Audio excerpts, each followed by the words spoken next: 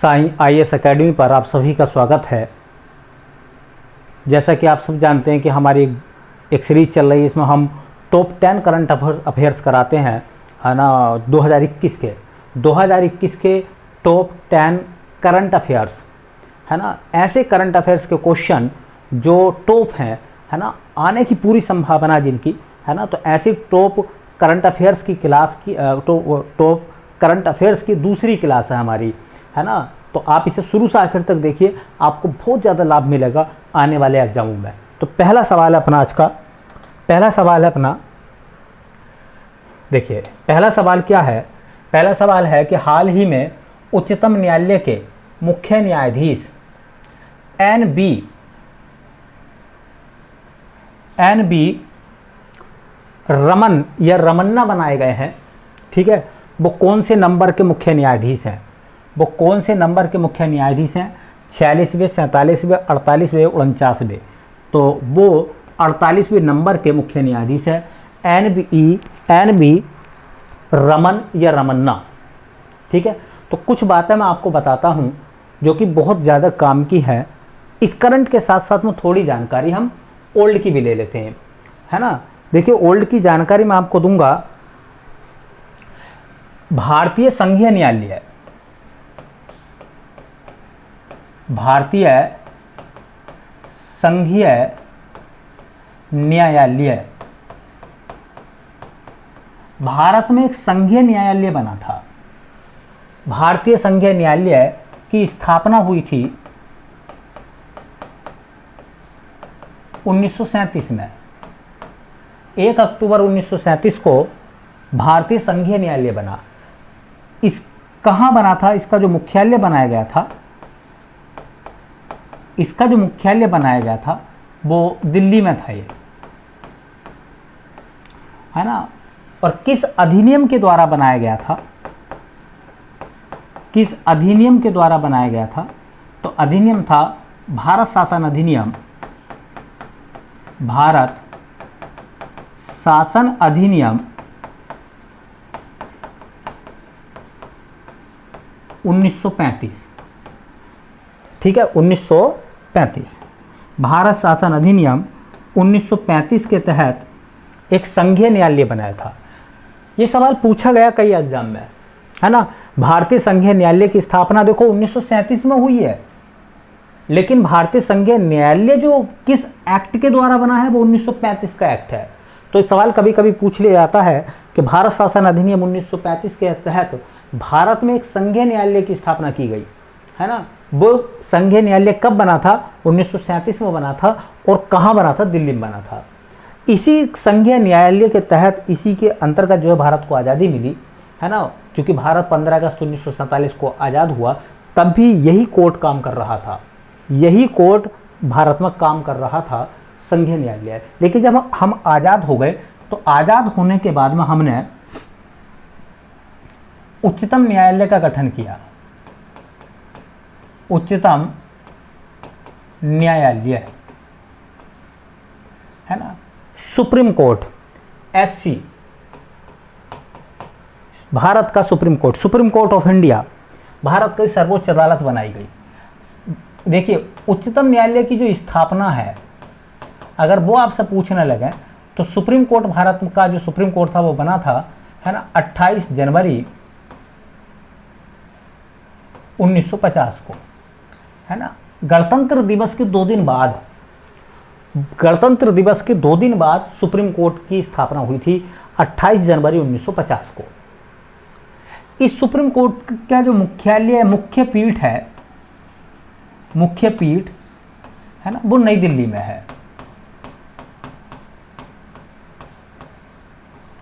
है ना। Supreme court का जो भवन बना, तो भवन का वास्तुकार, सुप्रीम कोर्ट की जो बिल्डिंग बनाई गई थी, उस बिल्डिंग का डिजाइनर कौन था? तो उनका नाम था गणेश भीकाजी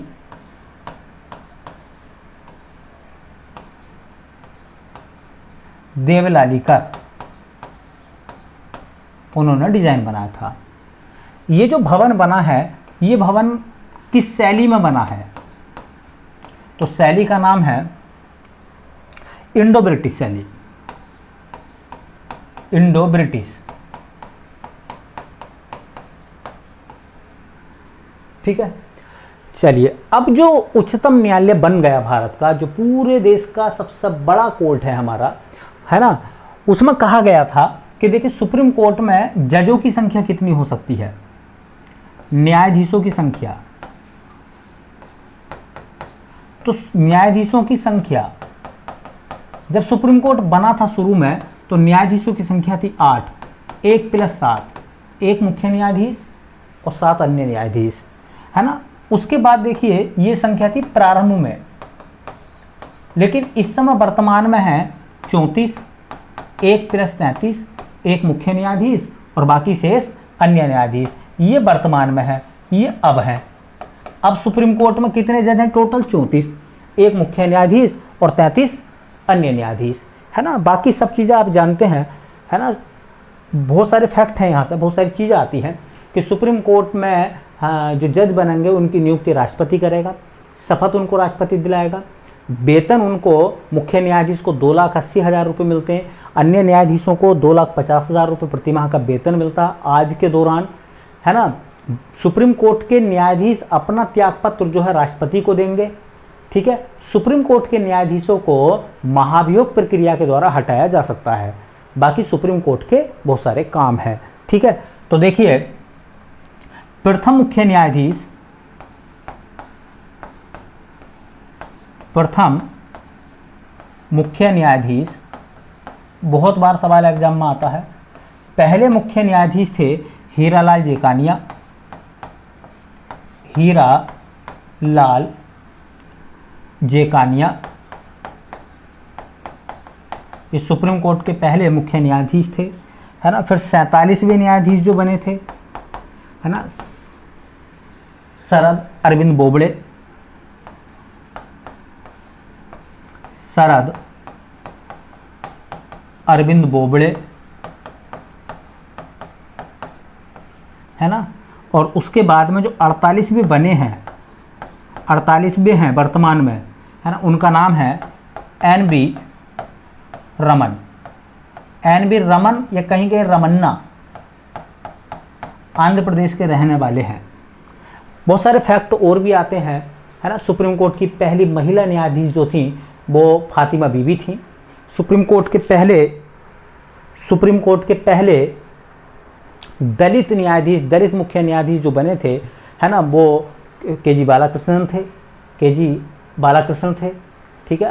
पहले पारसी जो थे वो SS कपाड़िया थे, ठीक है। तो बड़े सारे फैक्ट बनते हैं, मैं बीच बीच में आपको जैसे जानकारी करंट पर क्वेश्चन आते रहेंगे और डिटेल में आपकी बढ़ाता रहूँगा, ठीक है, और जानकारी मैं आपको देता रहूँगा, ठीक है। फिलहाल आप इतनी बातों को ध्यान रखें, है ना, कि संघीय न्यायालय की स्थापना कब हुई थी? 1937 में।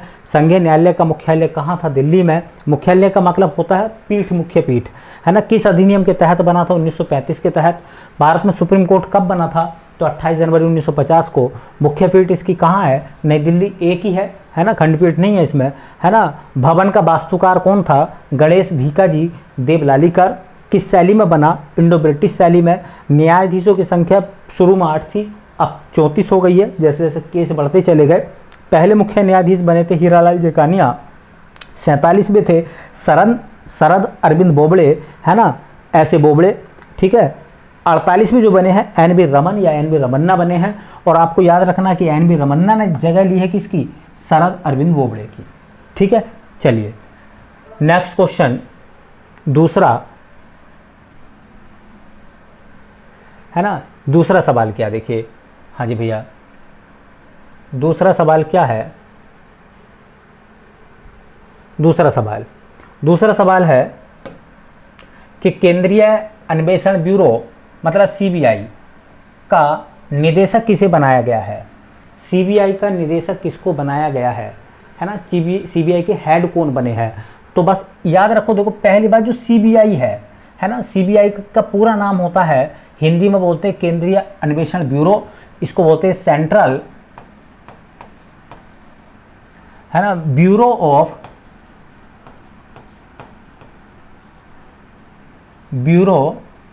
ऑफ इन्वेस्टिगेशन, है ना। तो central bureau of investigation CBI, है ना। सीबीआई देखो, सीबीआई की जो स्थापना थी वो 1963 में हुई थी, 1963, है ना। 1 अप्रैल 1963 को सीबीआई बना था। सीबीआई का जो मुख्यालय बनाया गया, है ना, वो बनाया गया नई दिल्ली में, है ना। सीबीआई क्या है? केंद्रीय जांच एजेंसी है, केंद्रीय जांच एजेंसी। सीबीआई जो है वो केंद्रीय जांच एजेंसी है। सेंट्रल गवर्नमेंट, है ना, सेंट्रल गवर्नमेंट केंद्रीय जांच एजेंसी।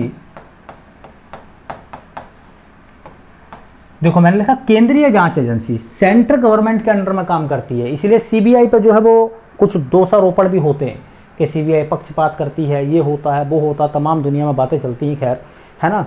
लेकिन सीबीआई अपना काम निष्पक्षता के साथ कर रही है, ठीक है। तो केंद्रीय जांच एजेंसी है सीबीआई, सेंट्रल गवर्नमेंट के अंडर में आती है। सीबीआई का काम क्या है? भ्रष्टाचार की जांच, भ्रष्टाचार की जांच करना सीबीआई का मुख्य काम है, ठीक है। अपना जो सवाल है कि सीबीआई का निदेशक या महानिदेशक किसे बनाया गया है, तो सुबोध कुमार जायसवाल, है ना। इसके जो महानिदेशक बने हैं सीबीआई के, महानिदेशक जो बने हैं सीबीआई के महानिदेशक जो बने हैं सुबोध कुमार जायसवाल, सुबोध कुमार जायसवाल। सुबोध कुमार जायसवाल जो है वो सीबीआई के हेड हैं।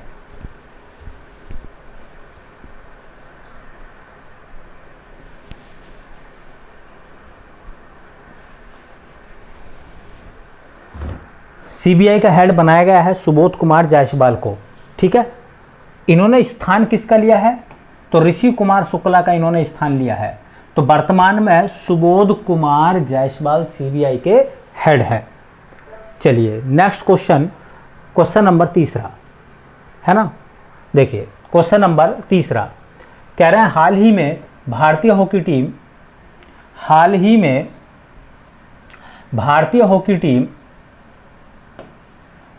हॉकी टीम का कप्तान किसे बनाया गया है? मनप्रीत सिंह, सुरेंद्र कुमार, रुपेंद्र पाल सिंह या इनमें से कोई नहीं? तो आंसर है मनप्रीत सिंह। देखिए भारतीय पुरुष हॉकी टीम, भारतीय पुरुष हॉकी टीम के कप्तान, भारतीय पुरुष हॉकी टीम के कप्तान जो हैं इस समय वो मनप्रीत सिंह है, मनप्रीत सिंह, ठीक है। उसके बाद में भारतीय महिला हॉकी टीम की कप्तान जो हैं उनका नाम है बेटा रानी रामपाल। रानी रामपाल को महिला हॉकी टीम का कप्तान बनाया गया है, जबकि पुरुष हॉकी टीम का कप्तान बनाया गया मनप्रीत सिंह को, है ना। और हॉकी के खेल में, हॉकी में कितने खिलाड़ी होते हैं, है ना। हॉकी में खिलाड़ी कितने होते हैं एक टीम में? तो वो होते हैं 11। क्रिकेट में 11, फुटबॉल में 11 और हॉकी में 11। 11 खिलाड़ियों का खेल है हॉकी, ठीक है। चलिए भारत का राष्ट्रीय खेल है हॉकी, भारत का राष्ट्रीय खेल।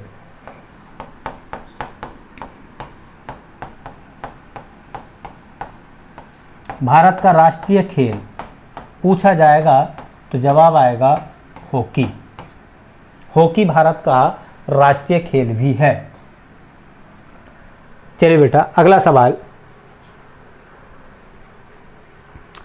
ओलंपिक में हिस्सा लेने वाले पहले ट्रांसजेंडर, ओलंपिक में हिस्सा लेने वाले पहले ट्रांसजेंडर एथलीट कौन है? क्रिस मॉइजर, लोरेल हावर्ड, एंड्रिया एयरवुड या उपयुक्त सभी?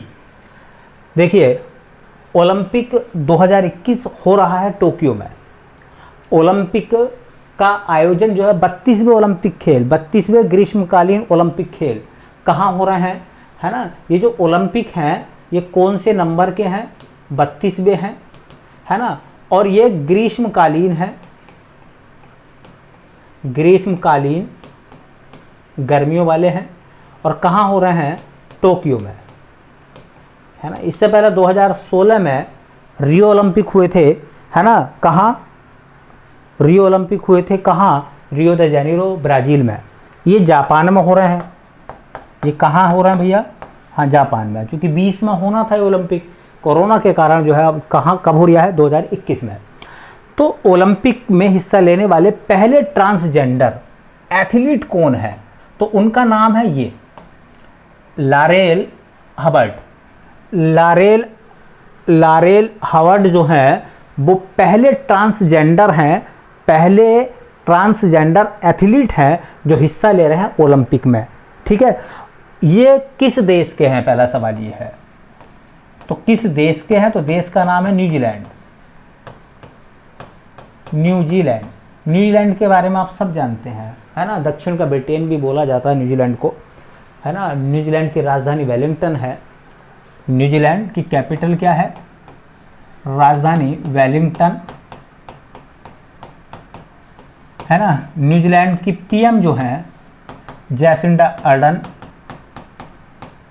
महिला वो जैसिंडा अर्डन, है ना। और न्यूजीलैंड की मुद्रा जो है वो है डॉलर।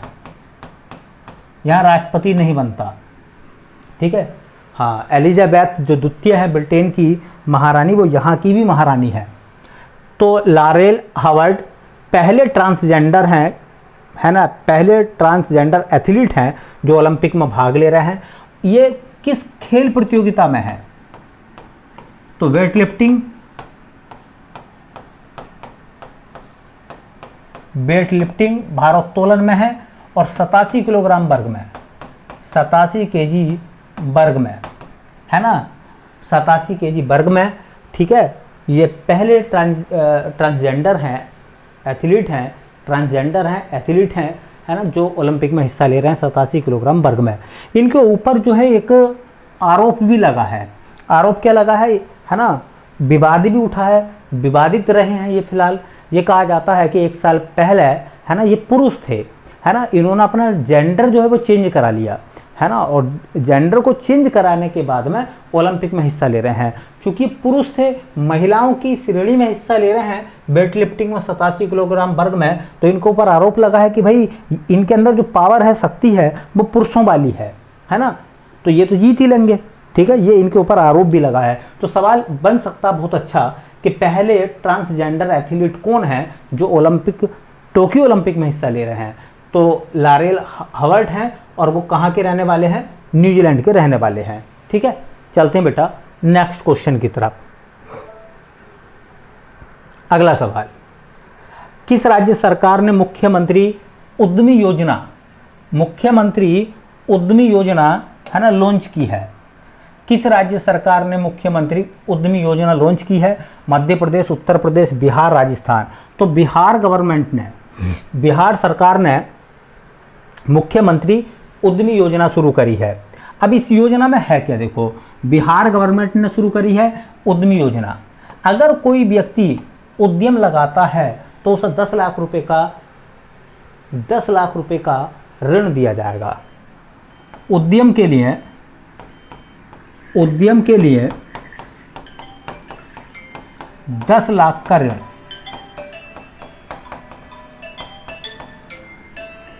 उद्यम के लिए 10 लाख का ऋण दिया जाएगा। अब चूंकि ये बिहार सरकार ने शुरू करी है, तो बिहार के सीएम कौन है बेटा, नीतीश कुमार। बिहार के मुख्यमंत्री नीतीश कुमार। बिहार के गवर्नर कौन है, फागू चौहान, है ना। और बिहार की कैपिटल क्या है, पटना, जिसका पहला नाम पाटलिपुत्र हुआ करता था। और ये किस नदी के किनारे पर है, गंगा नदी, गंगा नदी के किनारे पर। ठीक है, तो इतनी बात अगर आप जान लोगे, क्वेश्चन पेपर में जब भी बातें पूछी जाएंगी वो आसान है ना, कि किस मुख्यमंत्री ने, किस राज्य सरकार ने मुख्यमंत्री उद्यमी योजना शुरू करी है, तो वो आएगा नंबर किसका बेटा, बिहार का। चलिए अगला सवाल कह रहे हैं द नटमेग्स क्रश, द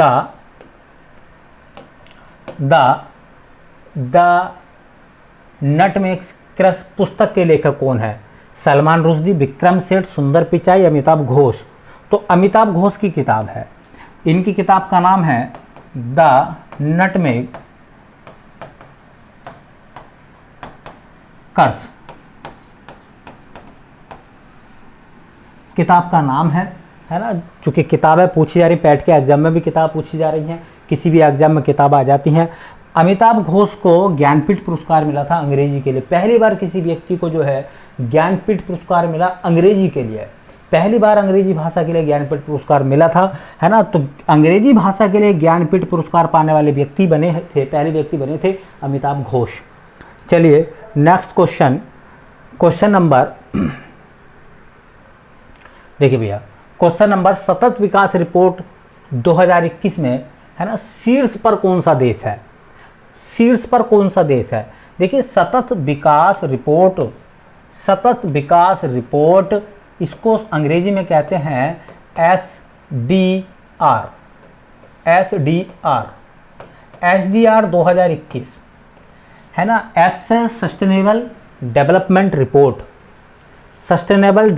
रिपोर्ट, सतत विकास रिपोर्ट में पहला नंबर है बेटा फिनलैंड का, पहला नंबर है फिनलैंड, सतत विकास रिपोर्ट में पहला नंबर फिनलैंड का है। डॉट डॉट चलते रहिए। 120वां नंबर आता अपने देश का, भारत की रैंक इसमें 120 है। सतत विकास रिपोर्ट 2021 में भारत का नंबर जो है वो 120वां है। और सबसे आखिर में कहा जाता है 165वां नंबर जो है ना, वो मध्य कांगो गणराज्य, अफ्रीका का मध्य कांगो गणराज्य।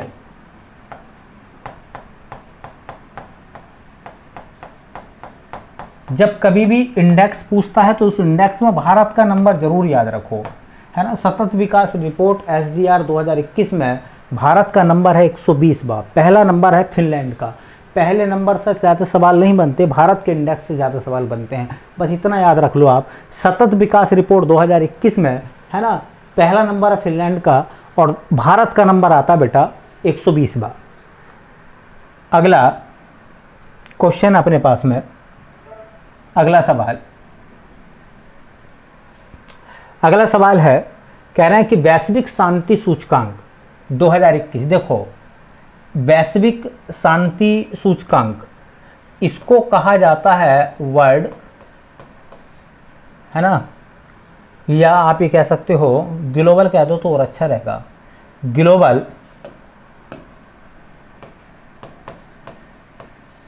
है ना पीस इंडेक्स।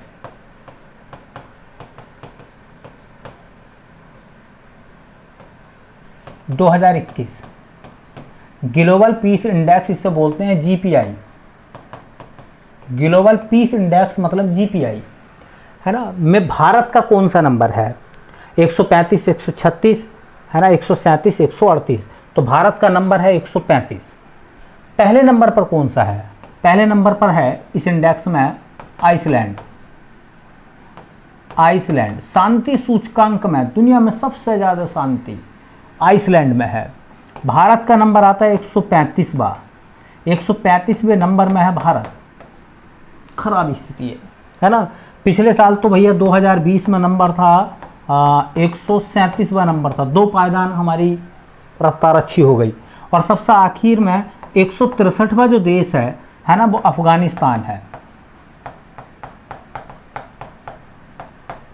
अफगानिस्तान में तालिबान है, अशांति ही अशांति है। तो दुनिया में सबसे ज़्यादा अशांति तालिबान में, अफगानिस्तान में है ना। भारत का नंबर 135वां है, 135, 135वां, ठीक है।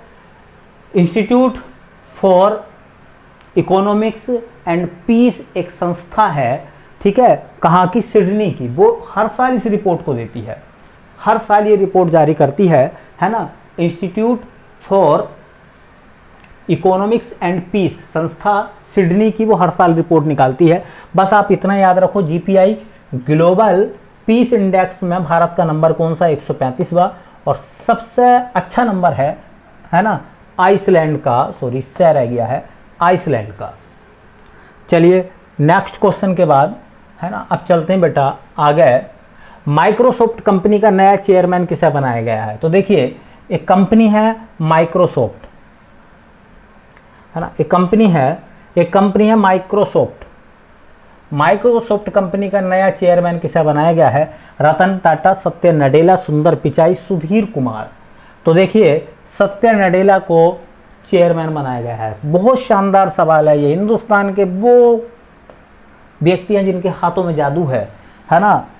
सुंदर पिचाई गूगल के सीईओ है ना, जिन्होंने गूगल को है ना फर्श से अर्श तक पहुंचा दिया। माइक्रोसॉफ्ट को ऊंचाई तक पहुंचाने का काम सत्य नडेला का है। ठीक है, बहुत बड़ा नाम है ये। वो हिंदुस्तान के लोग हैं जो दुनिया में चमक रहे हैं, है ना, ऐसा आप भी चमकिए। ठीक है, तो देखिए मैं यहाँ से कुछ सवाल बताता हूँ। माइक्रोसॉफ्ट कंपनी की जो स्थापना थी वो 1975 में हुई थी। इसके जो संस्थापक थे, माइक्रोसॉफ्ट कंपनी के संस्थापक बिल गेट्स, इनके साथ में पॉल एलन, दो लोगों ने मिलकर माइक्रोसॉफ्ट कंपनी की स्थापना 1975 में करी थी। इसका जो मुख्यालय है ना, वो वॉशिंगटन डीसी में बनाया गया था, यूएसए में, है ना। ठीक है, आप सब जानते हैं कि बिल गेट्स समाज सेवा के काम में बढ़ रहे हैं, इसीलिए उन्होंने कंपनी की जो जिम्मेदारियां हैं वो ऐसे व्यक्ति को सौंप दी है ना। हाँ, जो बिल गेट्स से भी शानदार है ना प्रदर्शन कर रहा है। तो इसका जो चेयरमैन इस समय बनाया गया है,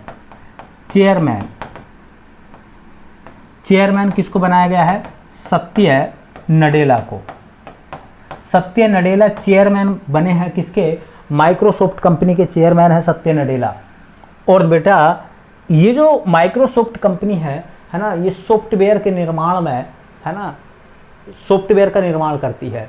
कंप्यूटर सॉफ्टवेयर का निर्माण, कंप्यूटर के कल पुर्जों का निर्माण, है ना, माइक्रोसॉफ्ट कंपनी करती है। ठीक है, तो इतनी जानकारी पर्याप्त है आपके लिए। करंट अफेयर्स का बहुत अच्छा क्वेश्चन बनेगा। सत्य नडेला को आप ना भूलें, एग्जाम में सुपर मोस्ट है।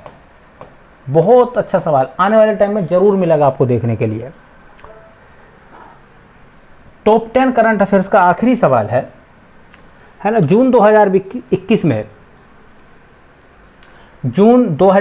में है ना, नाटो शिखर सम्मेलन कहाँ आयोजित किया गया? नाटो शिखर सम्मेलन कहाँ आयोजित किया गया? देखिए पहला सवाल है NATO,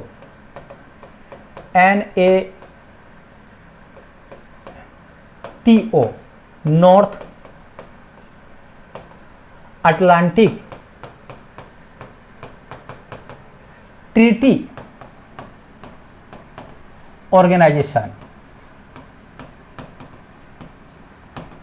north Atlantic Treaty organisation.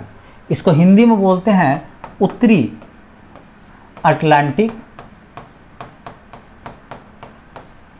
संधि संगठन। उत्तरी अटलांटिक संधि संगठन, नॉर्थ अटलांटिक ट्रीटी ऑर्गेनाइजेशन, उत्तरी अटलांटिक संधि संगठन। नाटो की स्थापना 4 अप्रैल 1949 को हुई थी, है ना। नाटो में कुल देश वर्तमान में 30 देश नाटो के मेंबर हैं। नाटो का मुख्यालय ब्रुसेल्स, और ये ब्रुसेल्स जो है बेल्जियम की राजधानी है। बेल्जियम की राजधानी है ब्रुसेल्स, और ब्रुसेल्स में है नाटो का, है ना, हेडक्वार्टर। देखिए अब सवाल पाते हैं, जून 2021 में नाटो शिखर सम्मेलन कहाँ आयोजित हुआ था? तो जून 2021 में नाटो का शिखर सम्मेलन हुआ था ब्रुसेल्स में, और ये 31वां सम्मेलन था। नाटो का 31वां शिखर सम्मेलन जून 2021 में कहाँ हुआ? तो आप कहोगे ब्रुसेल्स में। ब्रुसेल्स किसकी राजधानी है? बेल्जियम की राजधानी है। नाटो की स्थापना कब हुई थी? 1949 में। नाटो में कितने देश हैं? 30। नाटो का पूरा नाम क्या है? North Atlantic Treaty Organisation. ठीक है, तो आई होप, मैं आशा करता हूं कि ये क्वेश्चन आपको पसंद आए होंगे। एग्ज़ाम के दृष्टिकोण से बहुत मोस्ट है। आप नोट्स बनाइए, तैयारी करिए, है ना, और पूरी संभावना यहाँ से क्वेश्चन के आने की। ठीक है, मैं आपको डेली 10-10 करके टॉप 10 करंट अफेयर्स करा रही हूँ, और ऐसे करंट अफेयर्स हैं जो एग्ज़ाम में आपको बहुत मदद करेंगे। ठीक है, तो इसी उम्मीद के साथ में मिलते हैं नेक्स्ट वीडियो में। तब तक के लिए आप सभी का बहुत बहुत शुक्रिया।